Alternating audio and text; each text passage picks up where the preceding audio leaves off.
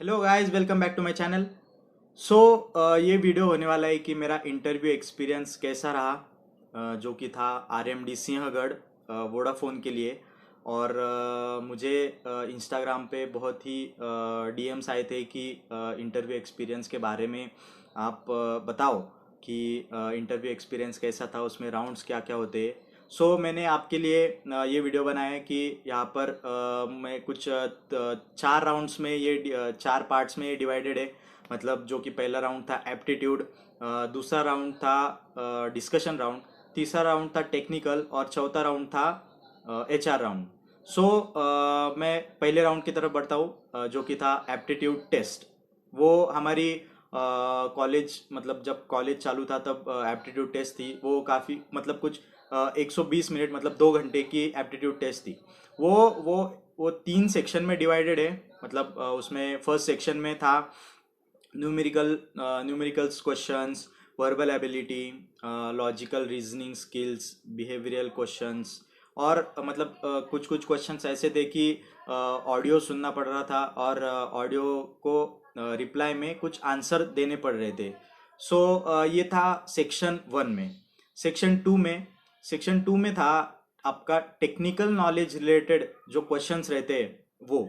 मतलब technical knowledge related, मतलब networking हुआ, डेटाबेस हुआ, प्रोग्रामिंग लैंग्वेज हुई, और एसक्यूएल हुआ, और बाकी जो आपको जो प्रोग्रामिंग लैंग्वेज आती है उसके रिलेटेड। और काफ़ी और वहाँ सुडो कोड्स भी थे, जो कि बाकी जो टेक्निकल स्टफ था वो एक सेक्शन सेकंड में हुआ। सो सेक्शन सेकंड होने के बाद section three, so section third में था, मतलब दो कोडिंग क्वेश्चंस थे। बेसिकली क्या होता है, दो कोडिंग क्वेश्चंस होते हैं। तो जो पहला वाला होता है, तो पहला वाला इजी लेवल का होता है और दूसरा वाला मीडियम लेवल का होता है। मतलब मैं आपको एग्जांपल दूं तो क्या बोल सकते हो अपन, write a code to check if a given string is palindrome और नॉट। मतलब वो पैलिंड्रोम वाला आपने कहीं कहीं सुना होगा, तो पैलिंड्रोम वाला आ सकता है। या फिर write a code to calculate frequency of characters in a string. या फिर आपको फिबोनाची वाला आ सकता है। मतलब जो इजी लेवल का, एक तो इजी लेवल का कंफर्म आता है, और सेकंड सेकंड रहा वो जो मीडियम लेवल के आते हैं। मतलब वहाँ पे थोड़ी ऊपर नीचे हो सकता है। बट ये राउंड क्लियर करने के बाद मुझे मेल आया कि डिस्कशन राउंड के लिए आरएमडी जाना पड़ेगा। तो तीन राउंड्स वहाँ थे। तो बाकी जो तीन राउंड्स में वो एक ही दिन होने वाले थे। सो मैं आरएमडी पहुंचा, मेरे दोस्त के यहाँ रुका, आरएमडी पहुंचा, डिस्कशन राउंड के लिए गया।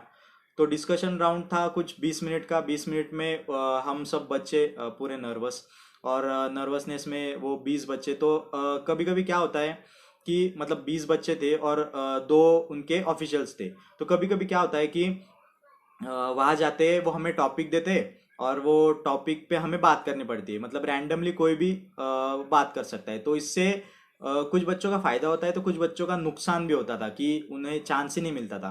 तो इस बार क्या हुआ कि 20 बच्चों को एक ही रूम में बिठाए, और एक रूम में बिठाने के बाद सबको इंडिविजुअली एक एक चांस दिया गया कि आप आपके टॉपिक्स बोलो, आप आपके ये टॉपिक पे आप आपके पॉइंट्स बोलो। तो तो इसमें मतलब काफी बच्चों ने उनके पॉइंट्स बोल दिए। जो आखिरी आखिरी में थे उन्हें नेगेटिव नेगेटिव पॉइंट्स थे। मतलब देखो, आप पहले 5 बच्चों ने अगर पॉइंट्स बोल दिए वो टॉपिक पे, तो पॉइंट्स कैसे खत्म हो रहे थे। तो पॉइंट्स खत्म हो रहे थे, तो बाकी बच्चों के लिए वो नेगेटिवली इफेक्ट कर रहा था ना, कि अब यूनिकली क्या बोलूं। तो मेरा तो सेंटर में था, मतलब 11वां कुछ नंबर होगा। तो मैंने यूनिक पॉइंट्स बोले।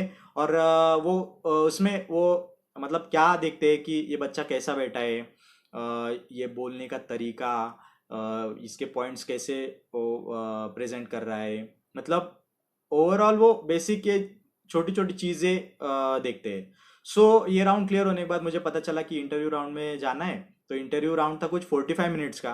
तो 45 मिनट्स का इंटरव्यू राउंड में जब गया, तो वो जो सर थे वो कुछ 7 ईयर का एक्सपीरियंस लेके हमारा इंटरव्यू लेने आए थे। तो ठीक है, 7 ईयर का एक्सपीरियंस होने के बाद उन्हें इजीली पता चलता है कि बंदा इस बंदे ने जो रेज्यूमे में लिखा है तो वो सही लिखा है या बस लिखने के लिए लिखा है। तो काफ़ी काफ़ी बार ऐसा होता है कि वो उन्हें पता चल जाता है कि ये बच्चों ने बस रेज्यूमे में लिखने के लिए लिखा है और शॉर्टलिस्ट होने के लिए लिखा है। तो मुझे क्वेश्चंस किए गए जो कि थे मेरे रेज्यूमे पे, पूरे रेज्यूम बेस्ड क्वेश्चंस पूछे जाते हैं जो कि मुझे मेरे रेज्यूमे में जो स्किल्स ऐड थे उसके रिलेटेड क्वेश्चंस थे, जो प्रोजेक्ट्स ऐड है उसके रिलेटेड थे, और जो इंटर्नशिप की उसके रिलेटेड थे, और जो बाकी जो स्किल्स रिलेटेड जो उन्हें चाहिए था उसके रिलेटेड भी थे। तो उन्होंने मुझे पाइथन पे क्वेश्चन किए क्योंकि मेरा बेसिक मतलब मेरी एक ही स्ट्रॉन्ग लैंग्वेज है जो कि है पाइथन।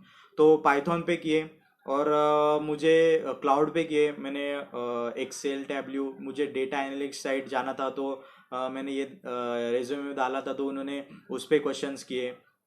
उसके बाद जो मेरी क्या बोलते हैं, जो बाकी जो चीज़ें थे जो जैसे कि इंटर्नशिप, तो इंटर्नशिप मैंने 2 या 3 इंटर्नशिप करे थे। तो मैंने उनको पूरी तरह से एक्सप्लेन किया इंटर्नशिप कैसी थी और इंटर्नशिप से मैं क्या सीखा, कौन से प्रोजेक्ट्स किए। तो वो ये हुआ इंटर्नशिप रिलेटेड। और बाकी उन्हें जो उन्हें तो कुछ जावा रिलेटेड चाहिए था, तो मुझे जावा के क्वेश्चंस करने लगे। लेकिन मैंने मेरे तरफ से बोल दिया कि जावा रिलेटेड है, मेरा पाइथन रिलेटेड डेटा साइंस के तरफ फोकस है। तो क्लाउड पे उन्होंने क्लाउड के बारे में पूछा क्योंकि मैंने क्लाउड की इंटर्नशिप की थी, तो क्लाउड के बारे में पूछा। तो ऐसा करते करते 45 मिनट्स में उन्होंने मेरा वो राउंड वो ख़त्म कर दिया। सो जो टेक्निकल राउंड होने के बाद हमें दूसरे रूम में बिठाया गया। तो टेक्निकल राउंड यही मेन वाला राउंड था, और मुझे बस इतना ही दिमाग में था कि कुछ भी हो जाए, कुछ भी हो जाए, मैं आंसर तो देने वाला हूँ। मतलब कभी कभी क्या होता है कि अपन नर्वसनेस ने ना आंसर देते ही नहीं है, भले ही अपने को वो आंसर पता होता है, लेकिन हम नर्वसनेस की वजह से वो आंसर देते ही नहीं। तो मैं तो फुल मोटिवेटेड था और फुल कॉन्फिडेंस से था कि मुझे अंदर जाने के बाद एक भी ऐसा क्वेश्चन नहीं रहा जिसका मैंने आंसर नहीं दिया, मुझे सब आंसर देने ही थे।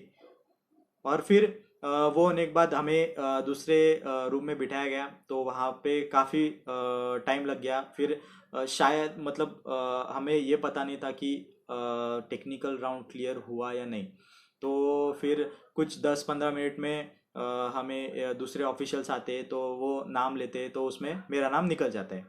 तो अब मुझे ये पता था कि मेरा टेक्निकल राउंड तो निकल गया, बस अब बचा कौन सा, एचआर राउंड। तो एचआर राउंड में जाने से पहले आप मैं आपके लिए नोट बोल देता हूँ कि एक एक टिप है कि आप जब एचआर राउंड जाएंगे तब आप कुछ 3 से 4 क्वेश्चंस, उनको जो आपको जो डाउट है, डाउट मतलब उनको जो क्वेश्चंस करने, आप रट के जाओ, बिंदास रट के जाओ। आपको ऑनलाइन सब क्वेश्चंस मिल जाएंगे, क्या क्या पूछ सकते हैं, क्या पूछने चाहिए। सो आप 3 से 4 क्वेश्चंस रट के जाओ, क्योंकि वो ही आपको स्टैंड आउट करने के लिए मदद करता है। सो मैं जब एचआर राउंड के लिए अंदर गया, तो उन्होंने मुझे फैमिली के बारे में पूछा, फैमिली बैकग्राउंड के बारे में पूछा, फैमिली में कौन कौन है पूछा। और मेरे रेज्यूमे में ऐसा मेरे 10th के और 12th के मार्क्स में थोड़ा बहुत डिफरेंस था, तो उन्होंने उसके रीज़न पूछे, मैंने रीजंस भी बताए। और उन्होंने ऐसे वो बेसिकली एचआर राउंड में क्या होता है कि आपको सिचुएशनल क्वेश्चंस दिए जाते हैं। सिचुएशनल मतलब अगर अगर ऐसा ऐसा हुआ तो आप ये सिचुएशन में क्या करेंगे। तो ऐसे क्वेश्चंस आपको, अब ये तो आप कहाँ रट के नहीं जा सकते, ये तो आपको ऑन द स्पॉट ही आपको ये आंसर देना है। बस इतना ख्याल रखो कि आपको आंसर अच्छे से देना है, मतलब आपको स्टैंड आउट होने के लिए आंसर देना है। तो मैंने काफ़ी बार ऐसा किया था कि मैंने उनके ही कंपनी का एग्जाम्पल दे दिया था, जिससे मैं स्टैंड आउट हो गया था। क्योंकि सभी बच्चे जो बेसिक एग्जाम्पल दे रहे, वो तो बेसिक ही हुए ना, तो सभी बच्चे वो दे रहे थे। स्टैंड आउट होने के लिए मैंने उनके ही कंपनी का एग्जाम्पल दे के ही बात कर रहा था। सो ये हुआ एचआर राउंड। फिर एचआर राउंड होने के बाद अब उन्होंने जैसे ही सिलेक्टेड लिखा, मैं वहाँ थोड़ा इमोशनल हो गया, थोड़ा सा तो इमोशनल हुआ। तो जैसे उन्होंने सिलेक्टेड लिखा, इमोशनल हुआ। इमोशनल होने के बाद मुझे ऐसा समझ में नहीं आ रहा था कि क्या करूँ अब, क्योंकि ये मेरा इंटरव्यू क्लियर हो गया था। तो अब उन्होंने तो सिलेक्टेड लिख लिया, लेकिन उसके बाद मुझे दूसरे क्लास में बिठाया गया, मतलब मेरे साथ में बाकी काफ़ी बच्चे थे। तो मेरे साथ बच्चे थे, तो हमको कंफर्मेशन चाहिए था कि कंफर्म है या नहीं। मतलब उन्होंने सिलेक्टेड तो लिखा, बट कुछ भी रीज़न से अगर उनको कुछ अलग लगा, तो कुछ गड़बड़ ना हो जाए, बस इसी वजह से हम वहाँ रुके। तो हम वहाँ रुके, काफ़ी देर हो गई, कम से कम दोपहर के 4 से 5 बज गए होंगे। तो फिर हमें लगा कि भाई अब कुछ सीन नहीं है, मतलब गया इंटरव्यू, कुछ इन्होंने सिलेक्ट नहीं किया। तो फिर अचानक से एक उनका ऑफिशियल आता है कि, और वो आखिरी लिस्ट लेके आता है, और वो आखिरी लिस्ट में मेरा नाम निकल जाता है। और मेरा जैसे ही नाम निकला, मैं बाहर आता हूँ, पहले दोस्तों को बोलता हूँ, क्योंकि दोस्त मेरे सामने ही बैठे हुए थे। तो दोस्तों को बोलता हूँ कि मेरा इंटरव्यू निकल गया, और उसके बाद दोस्त खुश। उसके बाद घर पे फ़ोन करता हूँ, और घर पे बताने के बाद घर पे भी सब कुछ। सो इसी तरह से मेरा इंटरव्यू एक्सपीरियंस था, जो कि एकदम स्मूथ गया। अगर आपको कुछ डाउट हो तो कमेंट्स में पूछो, या फिर मुझे इंस्टाग्राम पे डीएम करो। कुछ भी डाउट्स हो मुझे डीएम करो, आपके डाउट्स क्लियर करूँगा। और अगर ये वीडियो आपको अच्छी लगी, हेल्पफुल लगी, तो लाइक करो, शेयर करो, और सब्सक्राइब करना भूलना मत। और मिलते हैं आपको अगली वीडियो में, तब तक टेक केयर, बाय बाय।